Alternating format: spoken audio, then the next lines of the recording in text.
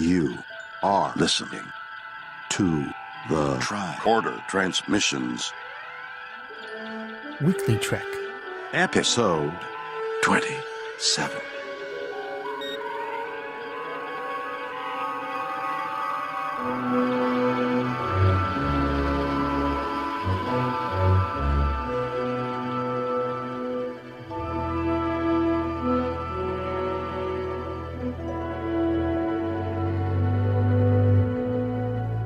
Welcome to Weekly Trek, your roundup of everything Star Trek that happened this week.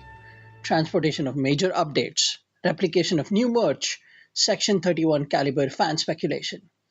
Whether you're caught in an exceedingly long game of Tonga that ended up with you losing all your latinum, or the wormhole just wouldn't let you get out because you had to explain time to the prophets in the form of baseball, we at Weekly Trek are here to catch you up. On this week's episode, we have a bunch of new topics to discuss, but before we get to them, let me introduce my lovely guest co-host today. She is Ali Martinez, but everyone on Twitter and off Twitter, really, everyone in the world should know her, I feel like, just because she's such a positive, wonderful, life-affirming person.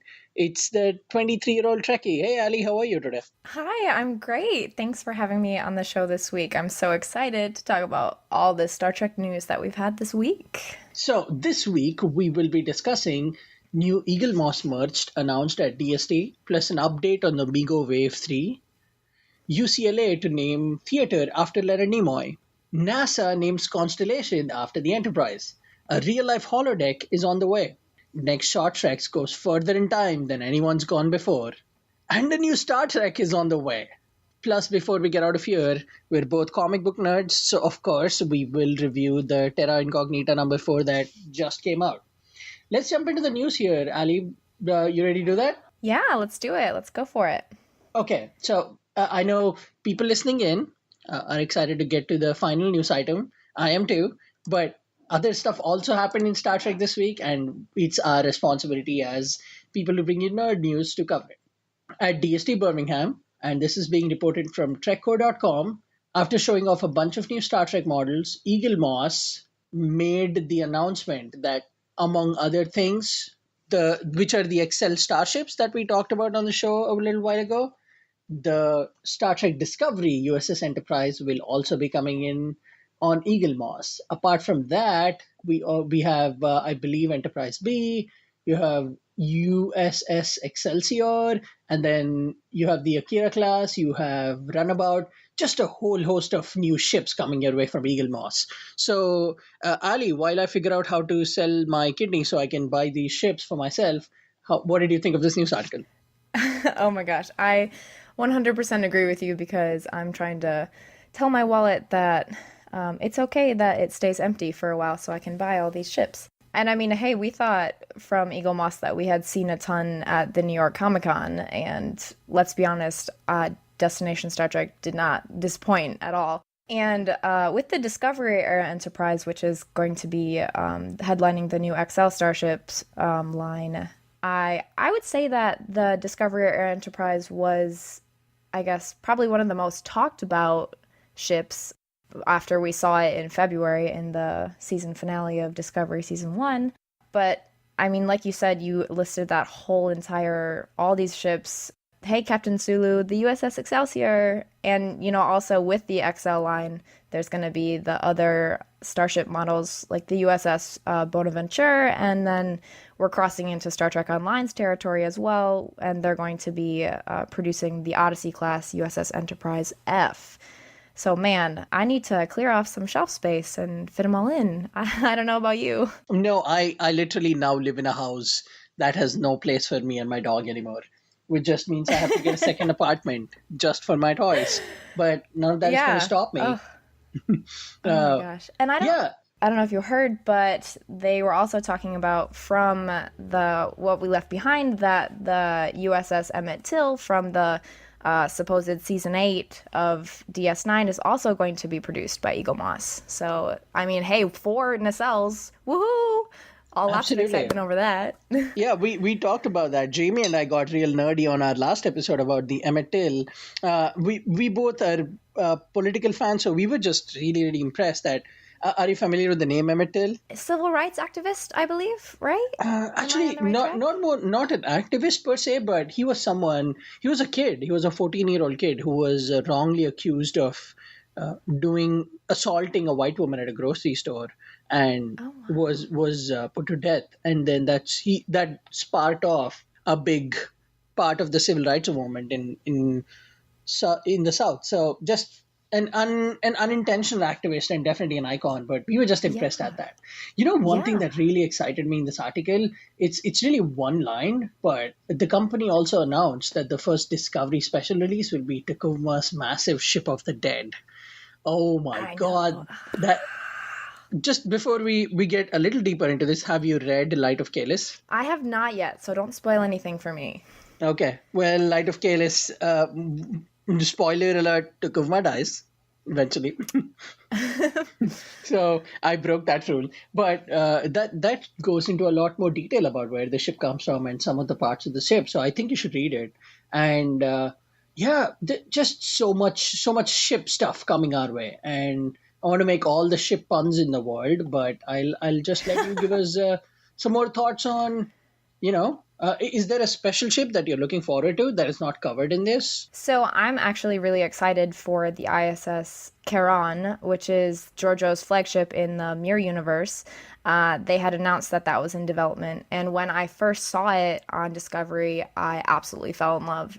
I mean, it's massive and beautiful, so I definitely want to clear off my desk and just not have anything else on there and just sit it there and look at it as I pass by it. Well, I'm glad you have one and I have one, and I'm sure everybody out there has one that Eagle Moss will collect and take our money from happily, and we'll give it to them. Speaking Yeah. of massive and beautiful, we have a tweet that almost went unnoticed, but we found it and we dug it up for you anyway. It's from the Migo Museum Twitter account. And there is a picture up from their Wave 3. Now, for those of you who have not been following, Migo has made a big comeback. They're shipping all their figures exclusively to Target as of now, but I'm sure that'll grow in the future. There were a host of figures that came out. We pretty much have most of the main characters from the original series, and now it looks like they're coming up with some of the alternate stuff. We have a picture on the Mega Museum account of the green tunic Kirk. What did you think of this, Ali? Is it something that you'd buy? I actually think that I would. I don't remember. I mean, it showed up in my Twitter feed this week, but as I was scrolling by it, I first of all I was excited that it's at Target. It's a little bit more accessible, I think. But I don't know. It looks better than better than some that Captain Kirk's that you've seen. How dare you? You don't think so? You think Any not so figure with much? Captain Kirk on it is the best, greatest figure there ever is. William Oh, I Shatner will tell you suppose. that. Well, I've been keeping my eye on a while ago. Hot Toys did a Captain Kirk, and I see it at conventions all the time. And I just always walk by it and tell myself I'm going to get it, and then I change my mind at the last second. So, Hot Toys, that's the company that'll get my left kidney money. oh, exactly. That and Sideshow Collectibles. Uh, so, hey, I just a few thoughts. I know we've talked about a lot of Mego stuff on Weekly Trek, and we'll keep doing that because they're doing great stuff and we should support it. Back in the 70s and 80s, Mego was really big. I'm glad they're coming back, but these really don't seem all that exceptional to me as someone who has been looking at them from back then, and I have the privilege to, well, while I was not born in the Mego era, I've had the privilege of knowing them third hand, fourth hand as a child, where people shared pictures on the internet, and just the toys that made us. The Star Trek segment had a big mega heavy plot line in there too. So just they're doing good, but there isn't anything here that grabs me by the eyeballs and says, "Hey, you need to buy this." I'm going to be quietly faithful and hopeful that something will come out that'll pique my interest. But until then, unfortunately, since it's a figure line from that far away, like you mentioned, Hot Toys and Sideshow Collectibles, and for me personally, the Diamond Select and McFarlane guys have done a much better job of Star Trek figures. So I don't know how much money I might spend on these, but who knows? Maybe at a Black Friday sale, I might pick them up. But yeah, it just it keeps on keeping on, I guess. Yeah, that's absolutely true. I do tend, in a way, to agree with you. I guess it'll depend on what else I find in the meantime. But I don't know. Maybe you'll see a Captain Kirk dawning on my bookshelf. I don't know. But speaking of Captain Kirk and the original series, our next piece of news is that UCLA is to name their theater after Leonard Nimoy. And they have acquired the historic Crest Theater, and none of that would have been possible without the help of Susan Bay Nimoy and also another anonymous donor. So they will be naming that theater, renaming it after Leonard Nimoy. So the Leonard Nimoy Theater, that's exciting, don't you think? It's incredible and beautiful and moving, and the fact that people continue to recognize his his legacy. Everybody talks about him as a sci-fi icon, but I don't think people give him enough credit as an actor. The things he did with Spock, especially for the time that he was making that show in, just so ahead of their time. And everything that we saw in the movies, eventually we all recognized him, and he's arguably one of the greatest sci-fi anythings right now. But it's glad that he's getting more and more recognition. And if I ever have children, I know which university I'm going to send them to now. Oh, absolutely. And being here in San Diego, I don't know if I'll still be here. And the theater is anticipated to open, they said in what, 2021, I think. It's from the UCLA website. But I mean, hopefully I'll get a chance at some point to either come back to this area and visit it. And exactly as you said, too, I mean, Leonard is was just like such an inspiration to so many people, so many inspiring artists and actors. It just, the Leonard Nimoy Theater, it just has the right ring to it, don't you think? Yeah, and in a news cycle in which everybody either hates the hipster Spock or loves the hipster Spock and want to talk about his beard and how much they like or hate it, it's nice to see that there is still positive change being affected from the Nimoy name and the legacy that is left. It's a great gesture, and I'm sure a lot of people will be inspired as they do at universities. But just the ripple effect for me, like someone who again is maybe not as connected to this like as a university student would be, it's just nice to get a positive Spock article out there. Yeah, especially after all the unfortunate hate that we've had lately about all the Spock news with Discovery. So moving on from place being named after someone from Star Trek, we'll jump into the totally uncovered wild curveball topic of something being named after something from the Star Trek. We're reporting this from comicbook.com. It looks like USS Enterprise has now carved itself a name within the constellations of the universe. The Enterprise is one of 21 new constellations named in honor of the 10th anniversary of NASA's Fermi Gamma Ray Telescope. Just very, very exciting news. Lot to unpack here. What did you think of this? Yeah, I think, first of all, I've had this obsession with NASA ever since I was a child, and that was partly due to Star Trek. But what I thought was curious about the article was that the constellations themselves can only be viewed through the use of gamma rays. So the 21, including the new Enterprise constellation, were named after pop culture references, with most of them having something to do with gamma radiation. They said others like the Godzilla, TARDIS, and like the Hulk, that they named some of the other ones. Three characters I would mention. I almost considered taking on a prompter because nobody would go with me. Oh, really? Oh no. But I mean, what a better way to kind of pay homage to some of our favorite pop culture characters that use gamma rays. I mean, with the Enterprise, with the matter produces the energy with gamma rays. So I mean, hey, what a better way to spread the name of the Enterprise. It's always great when things come full circle. There are so many tributes that Star Trek has from the real world space aeronautics, like of course where the name the Enterprise comes from, and the way Kirk was designed after a captain from a series of nautical novels, and more recently, Michael Burnham is pretty much a cut for cut some of her life story and the way she is, and her personality is a cut that Brian Fuller has talked about from a real life astronaut. So when things like that take a U-turn and NASA acknowledges that Star Trek has had such a positive effect that we'll continue to name things and give them a place in our pantheon, it's really beautiful to me. Oh, absolutely. I agree. And I mean, hopefully some time in the near future, children that or NASA scientists that study this, they'll be able to remember the Enterprise each time that they talk about it or study it. Our next piece of news is something very exciting, and it's bringing some Star Trek tech into real life. A real life holodeck is on the way, Trek Movie reports. And so one of our favorite Star Trek technologies could become a reality, and that is crazy exciting.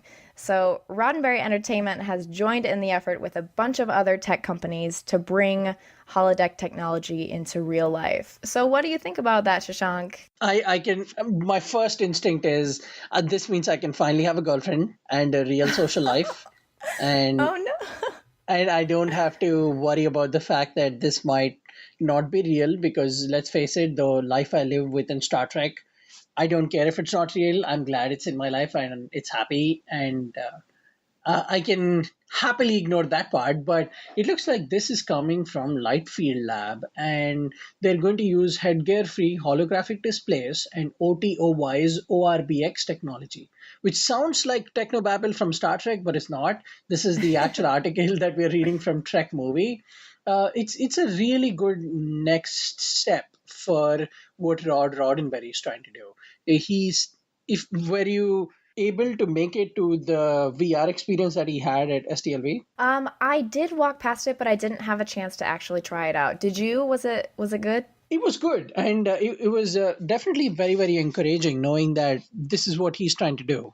After the amount of work and energy that he's put in trying to keep up that Roddenberry name, it looks like he's finally run into some gold. And it's nice that they're getting ahead of a product as opposed to catching up with it. It was a, I wouldn't say it's the best VR experience I ever had, and I promise I'm not trying to pick a fight, but the best VR experience I actually did have was at the Star Wars VR, which is ironically in Las Vegas, and I went to it after STLV with the lovely Trek Profiles host John Krikorian, and we both agreed it was I just miles ahead of anything we had seen VR wise. So Star Trek and Roddenberry Entertainment definitely have a lot to catch up to, but this is a really cool next step. They're going out of let's make it about this particular thing in the VR experience to this could be anything you want it to be. And who knows what kinds of levels and what kinds of things you could do within the holodeck and how close they actually get to the real holodeck. But the one thing that concerns me is it might be too ambitious. I will say a little more about that, but what is there a specific hologram that you'd like to visit, Ali? Oh gosh. That's like a hard question. Now I'm just gonna like have to ponder that for Hard a hitting long time. journalism only on WeeklyTrek. Me just not knowing the answer to a question that could have numerous. Oh, I love I love in Voyager when Janeway does all of her hollow novels. So I'm sure I'd have to pick from a plethora of books that I have on my bookshelf, and one maybe I'd like to place myself in and see if I could play my way through it. But I get what you're saying with maybe it is too ambitious, and I mean they're talking about with it, obviously no more 3D glasses, no more headsets, and I do believe that we'll get there eventually, but I feel like it might be a slow ticking clock there. So before I tell you the actual reasons why I think it's too ambitious, my ideal Star Trek hologram scenario is me going into the scene in Star Trek 5 where Kirk asks, why does God need a starship? And so I can come up with a ridiculous answer every time I do it. I'll keep replaying that 10-second scene and say ridiculous things like, because you are about to tank this franchise, because you should Oh my not do gosh. this, because this movie's a bad idea. That's right, I don't like Star Trek 5. Come at me, bro. Oh, But just infinite, over and over again. but getting to the actual reasons, holodeck itself is not really any idea, right? Holodeck is a platform for ideas. Like if it's like saying, you know, the Star Wars VR we attended for one was about a bunch of stormtroopers going and taking this particular item out and then playing that mission through. How would you pitch the holodeck as? Like how would you sell that? Would you say you can go into this holodeck and you can do anything you want, but there are only 10 things you can really do, so you really aren't doing everything you want? It gets muddy. The concept gets muddy. So I hope Roddenberry Entertainment is aware of that, and I don't mean to in any way discourage this incredible idea. But when they put it out there, I hope they let us know in advance. Hey guys, this is not the holodeck you're going to be used to, but we will have in a way, this is how we are capturing the holodeck. If they sell us on that concept and tell us, hey, the essence of this is we want you to experience what the holodeck is really like, and that maybe we don't succeed all the way, but this is the step that we're trying to take. I think that kind of an approach would really work for them.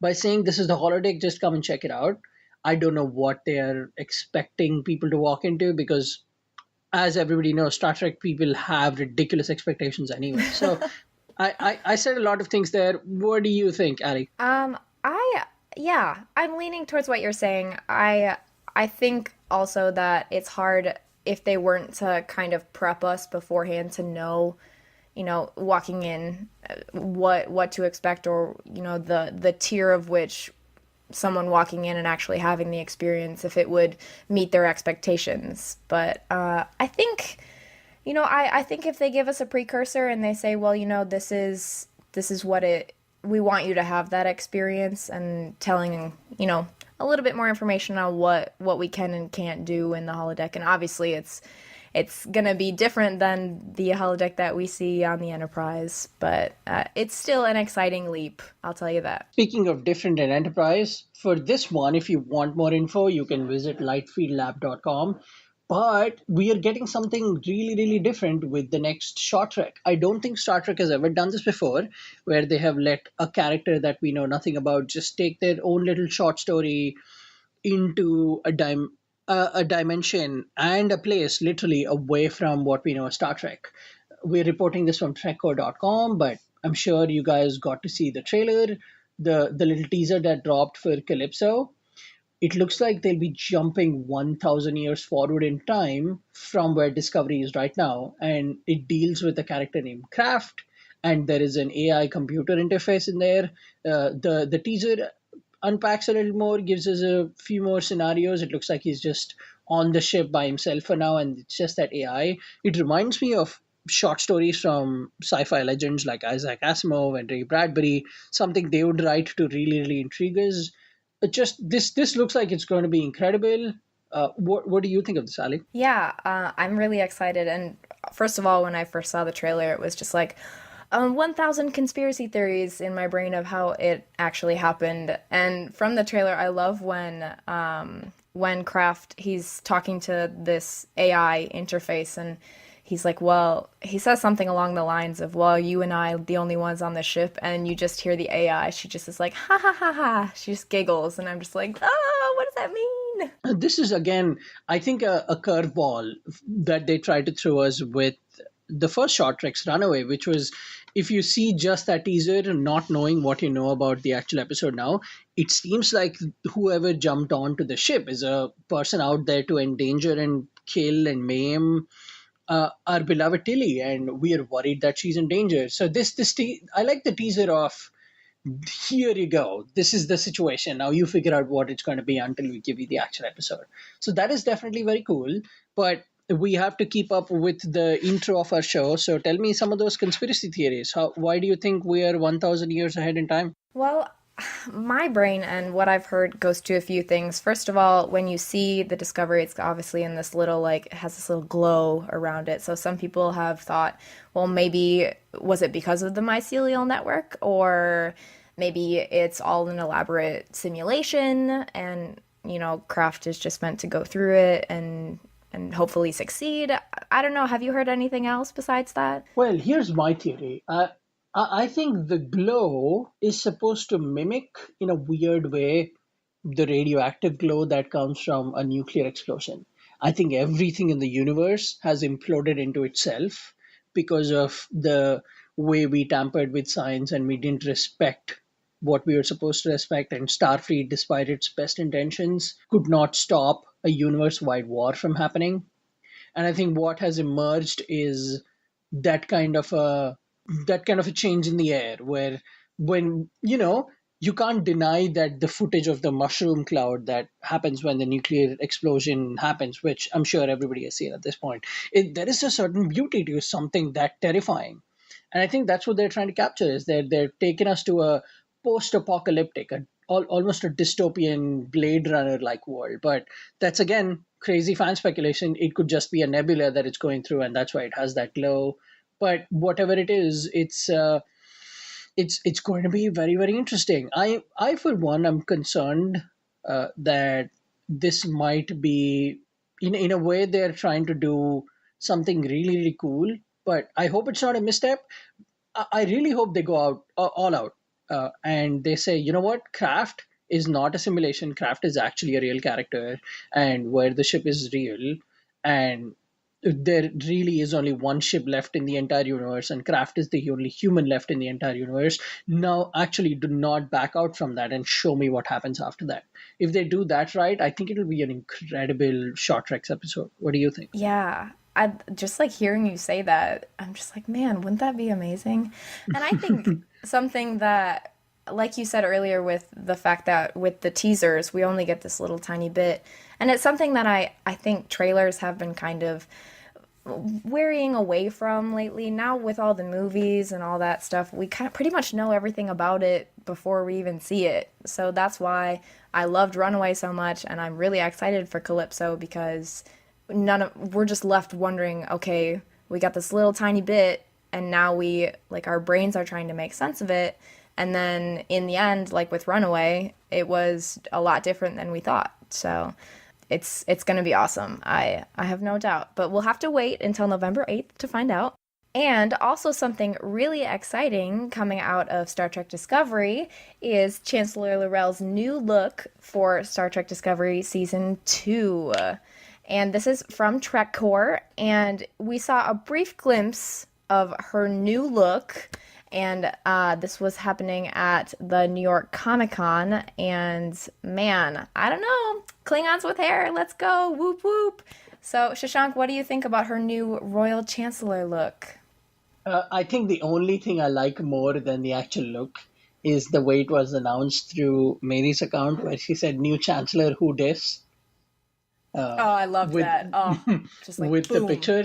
And honestly, actually, the look is great, and I'm sure we'll get into the minute details about the look and some of the homages there. But the really interesting and admirable thing to me was the picture was released of her in her hair and the golden attire that she's wearing. It's probably what we'll be seeing her in through the majority of season two, I'm sure, unless there is a reason why she'd have to get rid of the hair, which I don't know, maybe might happen. But somebody on Twitter said, "Here we go again," and they were gatekeeping about how this doesn't make sense given what happened in TNG and the other Star Trek. And Mary wrote a very literate, very smart tweet about how, the fact that in the future all Klingons have hair is what Takuma was talking about with the loss of tradition in Discovery. And I'm sure it's gone around by now. It has like 2,000 likes, so people have read it. But the fact that these actors just know so much about their roles and the heritage that they represent is beautiful to me. But I digress. What stands out to you about this look, Mary? I'm sorry, I said Mary. What stands out to you about this look, Ali? I don't know if you've noticed, but if you look at the picture really closely, you'll even see that her nails are gold in the picture with her wearing her little gold garb.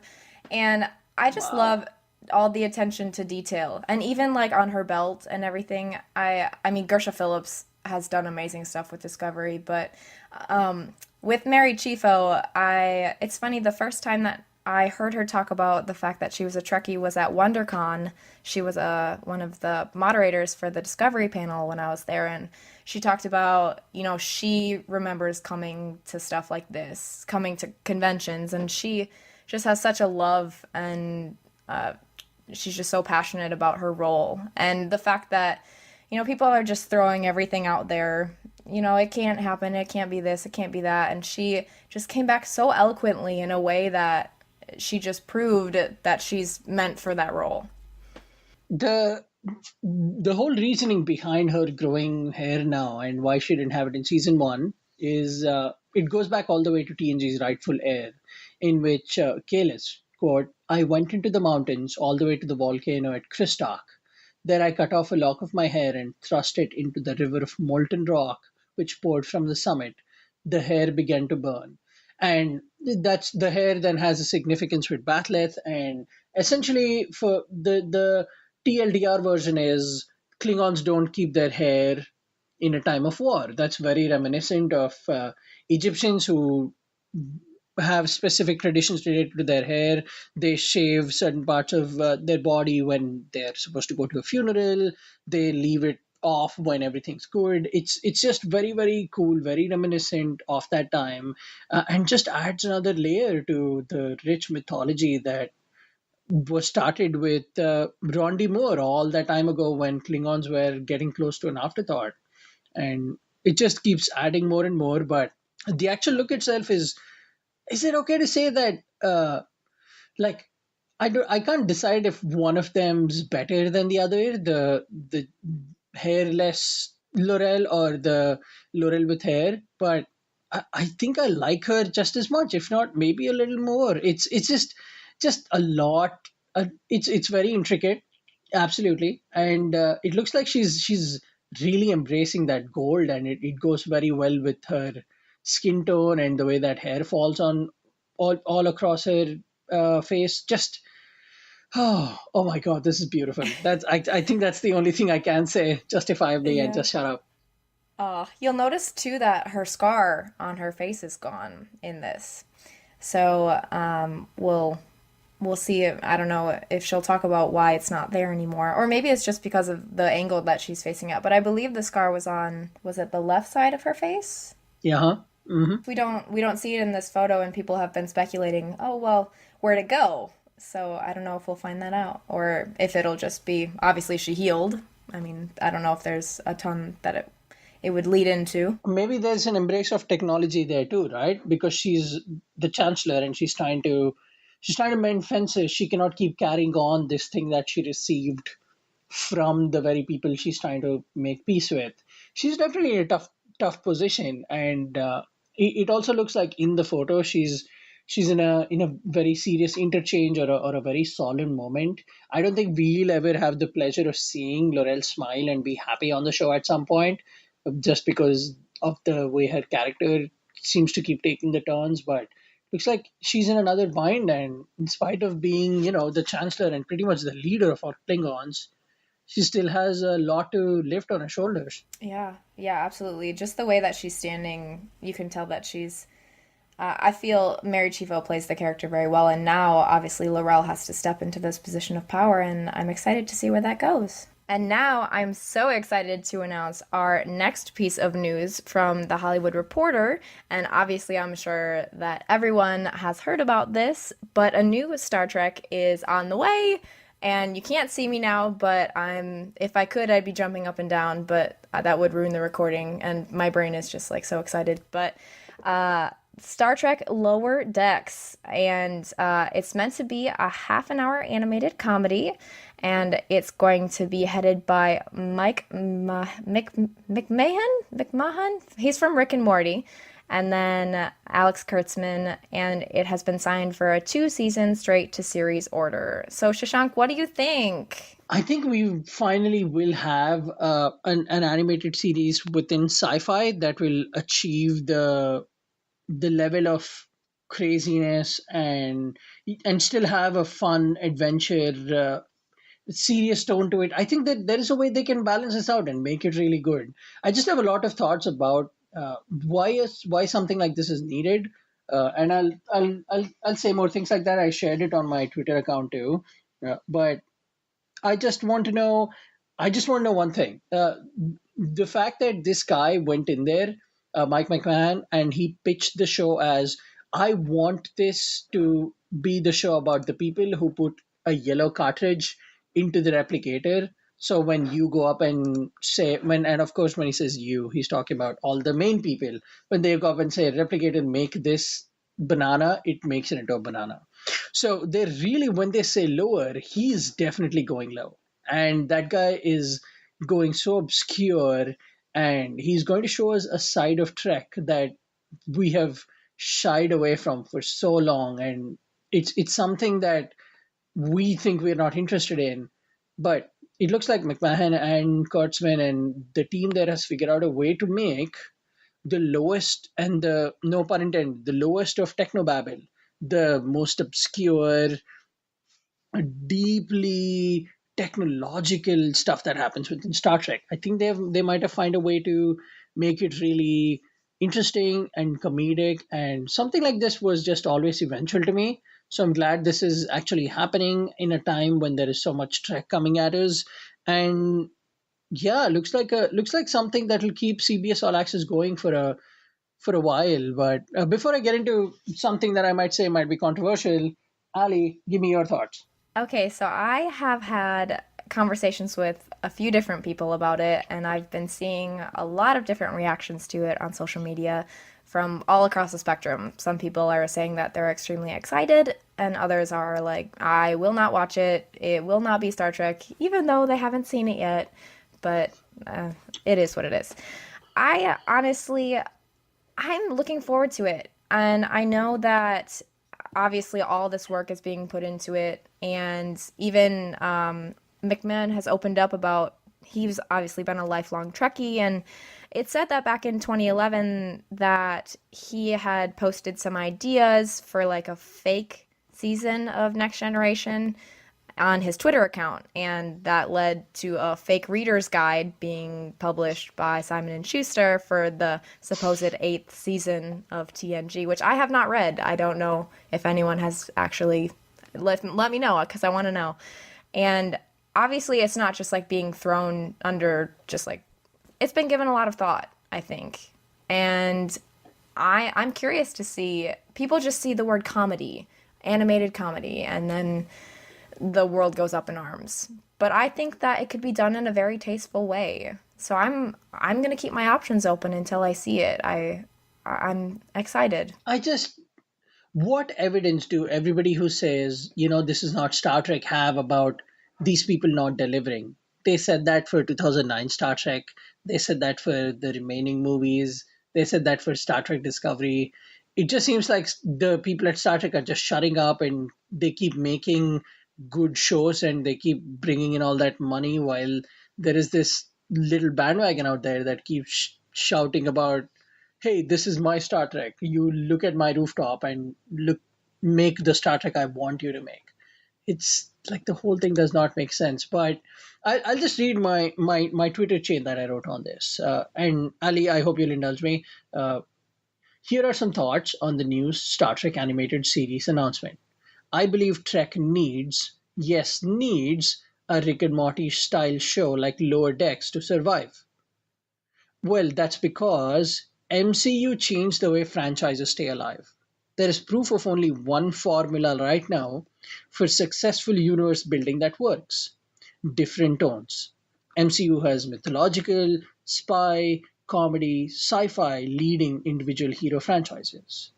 Unlike 90s and early 2000s, when consistency in tone was the need, post MCU franchises need to have a variation in tone to survive. By sticking to one tone, most of DCEU has fallen. This is the lesson Star Trek creatives at Paramount and CBS learned quickly. Tone variation also pulls in wider audiences. Kids cannot watch Discovery or the upcoming Picard show, but they can enjoy something like Lower Decks. Also, by offering meat like Trek alum voice roles, diehards who've sworn off Trek will be tempted to jump back in. Also important to note that Star Trek 4 cries are but whispers now. That is because TV is where all the profit is. Movies come and go, but TV shows, especially animated ones like Simpsons, Family Guy, and Rick and Morty, you could churn Latinum on those for decades. There is also inherent comedy in Star Trek. Weird looking beings, funny outfits, technobabble. How can you not see the funny there? Orville. A comedy Star Trek series is eventual. Creatives are just striking the dilithium while it glows. So that those are the big thoughts I had. It just made sense to me to just put them all out there so people knew where I stood on that. But what do you think? Am I completely crazy? No, I remember seeing you post that, and I think that you put it in a very eloquent way. I I just think that so many people, like you said, they have this idea of what Star Trek is supposed to be, that it's supposed to be the same tone as TNG or DS9. I mean, hey, imagine after TOS, when TNG they first announced it, everyone was up in arms. TNG, what? You can't have Star Trek without Captain Kirk. And then look how successful TNG became, and then DS9 and Voyager. And I just think there's this natural evolution to Star Trek. And sometimes, I mean, there's going to be bumps in it, and there's going to be times where we're not sure, and times where we have to adjust to different Star Trek. But same with Discovery. I mean, Discovery took a much darker tone, but it was done in a tasteful way, and it was just the natural evolution of Star Trek for this time. So I'm really excited to see it. And honestly, I'm looking forward to a comedic element with it. Because, I mean, hey, all the times that Family Guy has done Star Trek cameos, or other shows have done Star Trek cameos, it's so fun. And seeing a crew of maybe not the most important starship in the fleet, but one that nonetheless has to be run by someone, I will get to see the little intricacies of that as well. And the real big news here that I don't think people are noticing is that they are just announcing TV shows and TV shows and TV shows. Like there is the Picard show. There are a bunch of new titles that they registered called SETI Alpha 5. I don't know if you heard of that one. There is Star Trek Reliant, who we don't know what that is. There is Star Trek Destiny. These are all trademarks that CBS picked up, and they're most possibly either going into the app or they're going to somewhere online.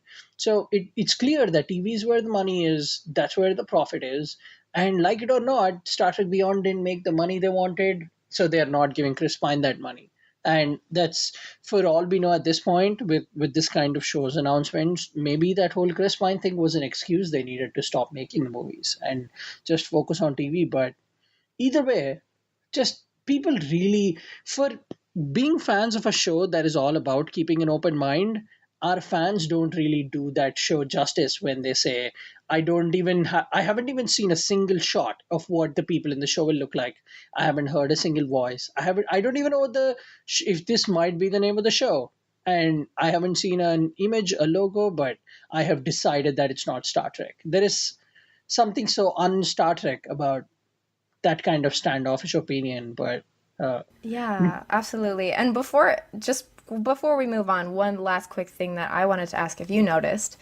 In the Hollywood Reporter article that we're referencing right now, it actually speaks about the new show as Star Trek Lower Deck.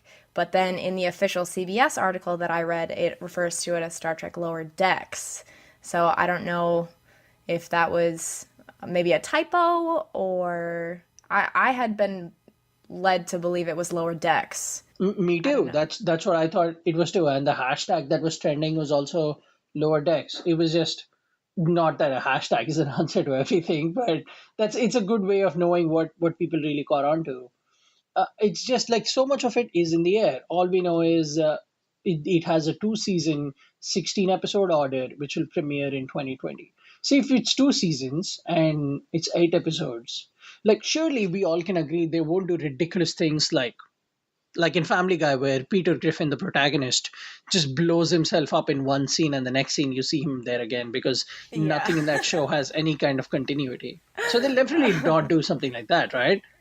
No, I hope not. I don't think they'll go that far. I mean, it would be hard to follow. I mean, already with that happening all the time. I think it's going to be engineering, medical staff, spaceship maintenance misadventures, and occasionally that will lead into a big crazy chaos in which they'll have a guest role, like the captain might be Captain Sulu of the Excelsior, and he's here on assignment, and you have all pissed him off by not getting his replicator to work, and then you find out, oh no, it's because there's an alien aboard that we don't know about.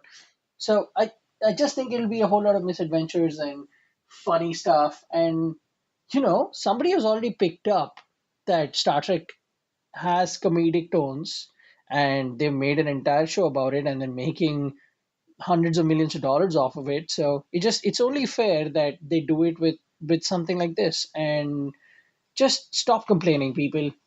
When I'm so tired of talking. I'm genuinely tired of telling people to stop complaining. Just you do you. I'm going to do me. I'm excited about this show. Ali, There you go.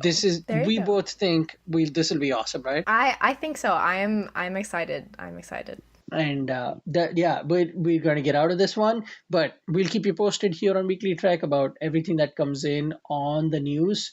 This was really our biggest item, but before we get out, both Ali and I love comic books, and we love talking about them. I believe we're recording this late Saturday night, early Sunday morning, and Ali was at a comic book event just a few hours ago. Oh, actually, I'm going tomorrow. I'm going to be headed there tomorrow. Ah, my bad.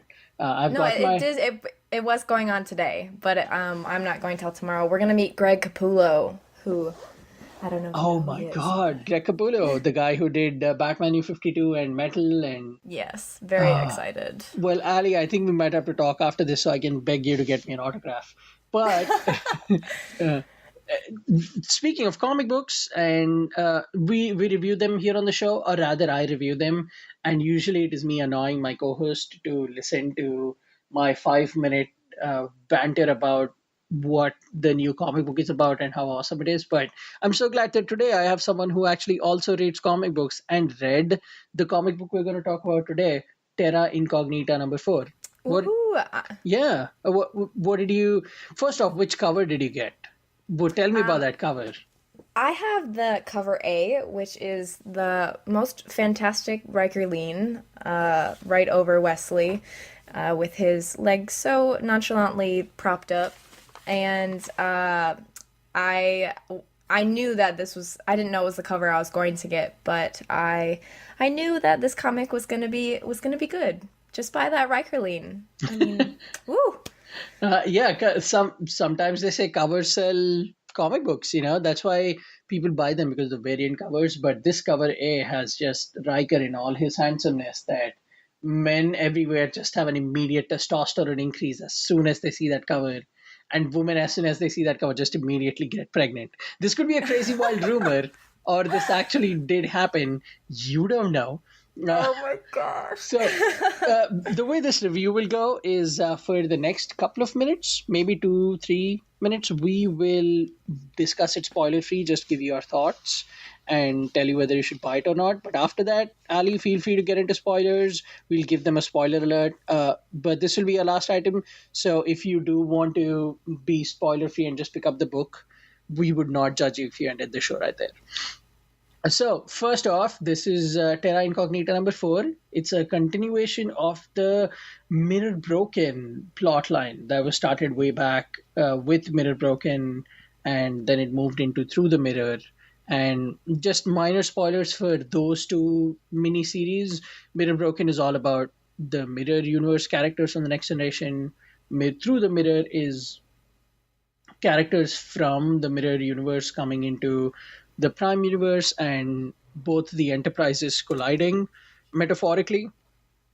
And the Terra Incognita series continues in a different way. It's a sequel, but it's a quasi sequel in a way. It's not really continuing all the plot lines. Instead, it takes a very cool approach of following one character as the events continue unfolding from those Mirror Universe events. And just it is written by the Tiptons, the same guys who wrote the previous two miniseries, drawn by the amazing Angel Hernandez, who did the Discovery series that we got so far. Just an awesome artist all around. So, Ali, initial thoughts, what did you think of this comic? I really liked it. Spoiler free, I think that with Terra Incognita, I like that it does follow. It has that like underlying storyline, but also we do get these different, branches off into different characters. And with this one, we see Riker and Wesley are the two, I guess I would say, main focuses. And I don't know. I didn't have to say in my brain, shut up, Wesley, in the comic. So that's a good thing, right? That's the best compliment Wesley could ever get. So if that isn't enough indication that you should go buy this comic, I agree completely with Ali. It was a fun comic, a fun story to read. It gives you a good rundown of the previous events that led us here while also focusing on a Wesley specific short story, which was pretty great. And in a weird way, it's a coming of age story. It's Wesley learning what his job really entails and getting some more into what it means to be on the ship, and Riker helping him through that. And that's why, all jokes aside, that's what the cover is trying to say, is Riker looming over Wesley, making sure he understands what he's about to get into and what his life is going to be like, and guiding him through leadership and the challenges of being in Starfleet. So, all around great comic, well written, well drawn. I have minor complaints. There are some places where the art doesn't quite make sense to me. We will get into that in the spoilers, but all around, I would give this maybe, I would give it a 7 out of 10. Maybe not a solid 9 or 10. There are, like I said, I have some problems with the art. Like you can hear about them in the spoiler section. Some places where the writing could have cut down maybe a little bit, but you know what you get into when you read something from the Tiptons. Ali, do you have a rating from engine failure to maximum what? I would say mine is about the same as yours. I would say between a 7 and an 8. I think in general, I like that it's easy to follow, but I also, like you said, sometimes the art has inconsistencies, and then other times, there is some dialogue that wouldn't, I guess, be extremely necessary. But I think overall a great story. But then there's just those little small things. I mean, there's always, not always, but most of the time there's like at least a little thing that's like, I don't know. All the comics that I write are perfect, so you wouldn't find those little course. things in mine. Of course. I'm totally kidding. So guys, we'll give you a little bit of a countdown before we get into the spoilers, but overall we recommend it. It's a good way to continue that story. Keep it going if you'd like to. There are some problems, but overall it checks out. So if you are good there, good for you. We will get you on air next time, and hopefully you'll keep following us on WeeklyTrek, on @WeeklyTrek on Twitter. Please consider donating to us and being a patron on patreon.com/the Tricorder Transmissions. Just all around that boilerplate. Where can people find you on Twitter, Ali? My handle is @TTrekkie. And then also I can be found on Instagram with the same handle. And then my website, which is ttrekkie.wordpress.com. Do you also have? Do you enjoy the occasional pigeon mail? Do you like them to send you telepathic messages? Any other ways people can get in touch with you? Oh yeah, you can send me a DM. You can tag me on Twitter. I mean, just reach out. That's what's important. Trekkies connecting. That's one of my favorite things. Ali just hit 3,000 followers because she's awesome, and you should add to that number because you will not regret it. You can follow me on @gutter_hero on Twitter. If you're really, really interested, I also enjoy long emails, writing them, reading them, feeling like my life has purpose by rereading 6-year-old emails. shashank.abaru@gmail.com, shashank.avvaru@gmail.com. I love talking comic books, Star Trek, anything nerdy, really. You can follow the show, as I said earlier, on @WeeklyTrek on Twitter. I believe that's the same Facebook name, WeeklyTrek. And you can follow everything going on with the Tricorder Transmissions on www.thetricordertransmissions.com. But before we get into the spoilers, here's the first: live long and prosper, Take care, everyone. Have a good one. We'll hear you next week. Oh, you're still here. Hey. Well, 3, 2, 1. Here is a spoiler review of Terra Incognita number 4. I just thought it was better to do a spoiler version because saying anything about the plot is kind of going into spoilers with something as sensitive as this and filled with so much content. So, given the spoilers, Ali, what are some of your major takeaways from this very unpredictable story? Okay, I love the beginning where Wesley, obviously they're doing the simulation in the holodeck, and it's funny because my brain kind of goes to the same place as where Wesley is, and it's the same, with the Kobayashi Maru, where you're like, okay, well, this is a simulation. It's not real life. It may look like it, it may feel like it, but when you're in the heat of it in an actual mission, things are very different and things are very unpredictable. And so what I love, though, is that Riker responds to that so well. He picks up on it. I mean, I'm sure he has felt the same way before. And then they get to go on this crazy mission, which I guess I should let you. I don't want to talk all the whole time, so why don't you go on with that? Well, the mission itself is it's an introduction to a new culture called the Fondorians. You think that's the right pronunciation? I think I should get a little bit. Yeah. Fondori? They go to this new planet called Fondori, and it happens right in time for the team. It's Wesley Barclay, who, if you remember, is not our Barclay. He's Mirror Barclay, masquerading as our Barclay. If you've read the remaining Terra Incognita and Through the Mirror stories, and then another ensign, and they all go together down to Fondor, and it's here that they meet this really. They're very well. Their skin tone is gray. They almost look like Klingons without any of the ridges, and really weird body evolution. That's not even a word. Really weird, really weird body structures, and they look like the best comparison I can come up with is the Fondories look like they look like Prometheus engineers but grayed out. Yeah. I was like, they kind of look like the Silver Surfer, but without the glow silver, kind of that. That's what I caught from that. And they wear these just very plain white outfits. But what sets them apart is they're a techno society. They're all about machines and industrial setups. And you find out at the beginning of the story that they're building ships by the minute. And there is a beautiful panel where they show how the ships are being built by drones and it's machines being built by machines. And as they go through the planet tour, they get shot at. The group gets shot at. And then Riker reacts immediately and he says, we need to get out of here.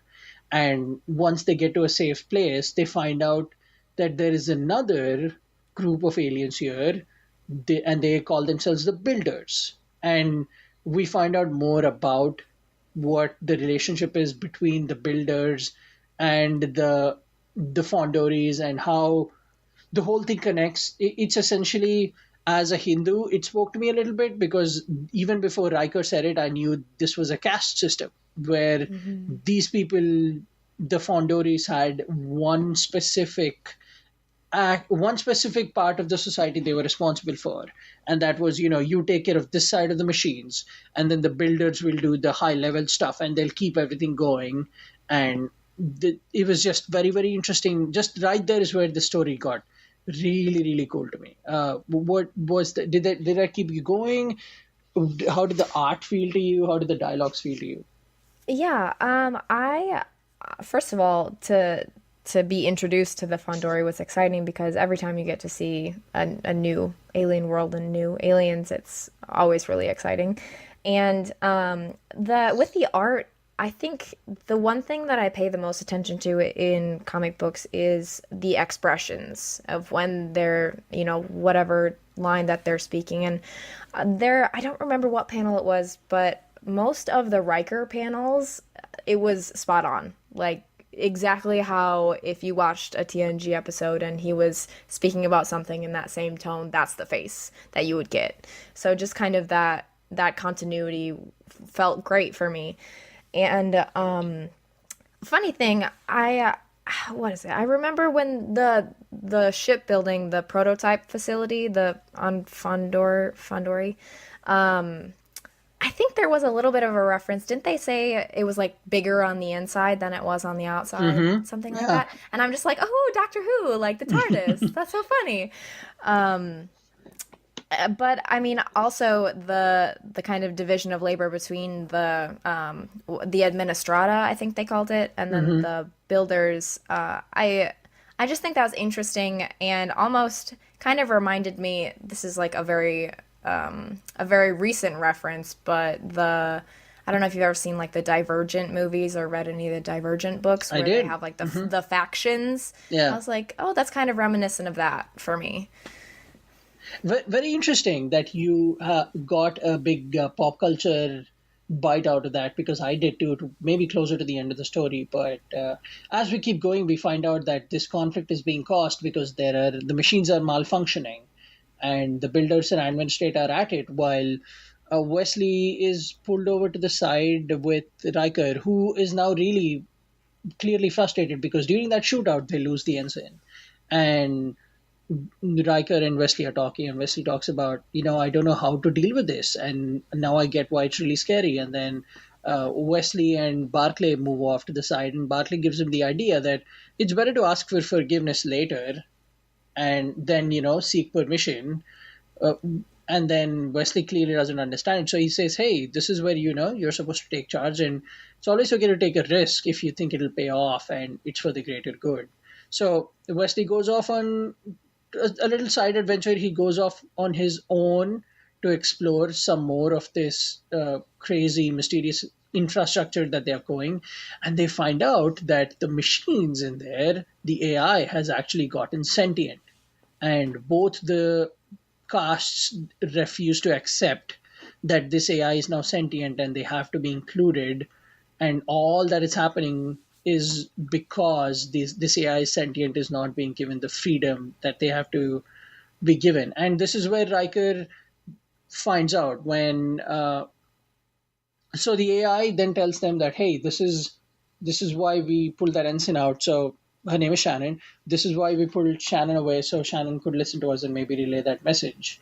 So Wesley and Shannon get together. They take Riker. They go to Riker rather, and they tell him, hey, this happened. And Wesley says, I'm sorry, I would have told you, but things moved fast, and I had to find out. And clearly Riker's impressed because seemingly Wesley has learned his lesson. But all the while, we still do not know what Mirror Barclay wants from the story, what he's trying to get out of the machines, and how he has ended up on this mission. So there is still the long part of the story that continues. But I'm sorry, I've been talking for a while. That's really where the story goes, and that's the story itself is very compelling.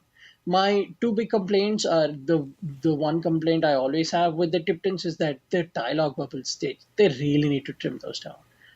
It's now getting to a point where it's taking it away from the art, because, like, I'll give you an example, Ali. Maybe you could agree or disagree. If you look at page 3, in which we find out it's a simulation, just look at the sheer amount of panels where it starts with Wesley on the captain's chair. There's 1, 2, 3, 4, 5, 6 panels, right? Kind of crowded, but then you look at the amount of words on there, and just it seems to be like the beautiful art of the simulation going away and the holodeck resurfacing. The big dialogue that Wesley has, where it starts with these simulations are useless. Like, if they cut those words down, the art pops so much more to me. So that's my first big complaint. Do you see that at all? Yeah, one thing that I think it's hard for me, because sometimes when I'm actually just really getting into reading more of comic books. It's something that I've wanted to do for a long time, and I've finally been like, okay, I'm doing it now. But one thing I always have a problem with is sometimes I will read it too fast, and I just like want to get through the story, and I really don't stop and take the time to appreciate the art. So now whenever I read a comic book, I just sit back and take some time to really appreciate the art itself. And sometimes when there is so much text, you really lose sight of what it is you're envisioning or what the comic book, the art is trying to get across. So I definitely do agree with you there. Sometimes the art speaks for itself in a way. And speaking of the art, Angel Hernandez, who's the artist, he's been doing great work. Like I said, I love Discovery's novels, and I love the work he did on Star Trek Green Lantern crossovers. But there is something here about the art in some places that is quite off. Like, I'll give you an example. Look at the page where I think it's 4, 5, 6, 7, 8, 9, 10, 11. It's the 11th page where it opens with Riker yelling enough, and then I have reached the limits of how much I care about your society's caste system. You look at that page. In the second panel, you can see Riker's legs. And then you look at the bottom panel and you see Riker's and Wesley's legs. There is something off about those legs, that bone structure. That's just not quite human to me. Like, I can see the aliens, but you can just see the difference between how their legs suddenly got skinnier and lankier. These might be minute to a regular reader, but for someone who eats and breathes these things, it takes me out of the actual story. Like, I look at that and go, well, that's off, man. I have to then force myself to get back into the story. So I have a couple of problems like that with the art. Did you find any of those at all, or am I nitpicking? Am I being a gatekeeper? No, I think actually it's funny because I had remember when I was reading it, that panel, and then I had forgotten about it as I finished the book itself. And then now that you bring it back up, I'm like, oh yeah, I do remember that.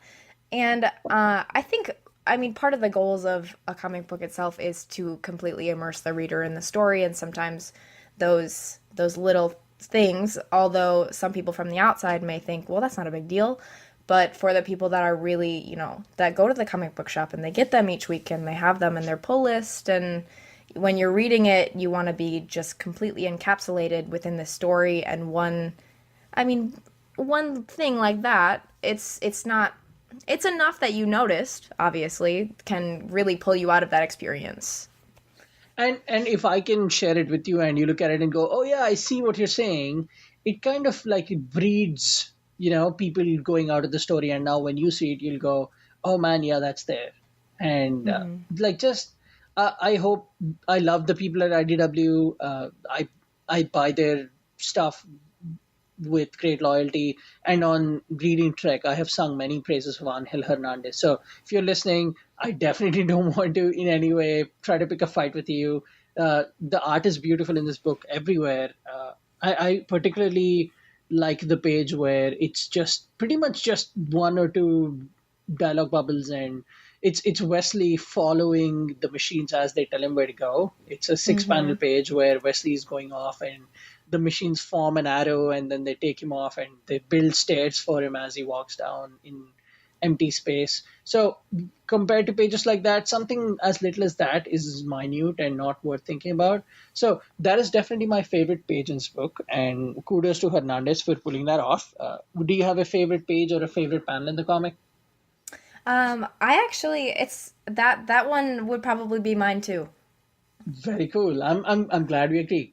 Ali, I feel like you'll be the perfect co-reviewer for me when I jump in on books, because we seem to be having pretty much the exact same reactions to some of these things, which is great for me, at least selfishly. But you're not the only one. Yeah, it kind of validates my insanity. So overall, I see that you like the story. Would you rate it? How would you rank it in contrast with now 1, 2, 3? Did you enjoy those more? Gosh, I would probably put it with 1 through 3. I would put it as maybe my like third favorite out of all 4. Something somewhere in there. I really liked 3 personally. 3 is my favorite so far. The fact that they took Kehler and turned it into a beautiful story about life is it's insane to me. Well, good. I'm glad that we have that same feeling about it. Yeah, they did I think they started off with Miller Barclay, then Troy, then Keller, and now it's Wesley. And I believe the next one, I don't know from the variant covers, maybe I could tell that it could be a Worf story, but I could be wrong. But Yeah. as it keeps going, we'll keep you updated with these reviews. We'll keep telling you how we feel about them. But overall, recommended, right? As part of a series, I say go buy it. And that's really all we have for Weekly Trek this week. And we've already told you where to find us. But just in case you've forgotten, quickly, Ali, where can people find you on Twitter? My handle is at ttrekkie. My Instagram handle is the same, and then also you can find me on my website at ttrekkie.wordpress.com. And send me a DM on Twitter. I don't know, get a hold of me any way you want to. Mine is at gutter_hero. The show is at Weekly Trek. We will get back to you next week with more Trek news. Until then, live long and prosper.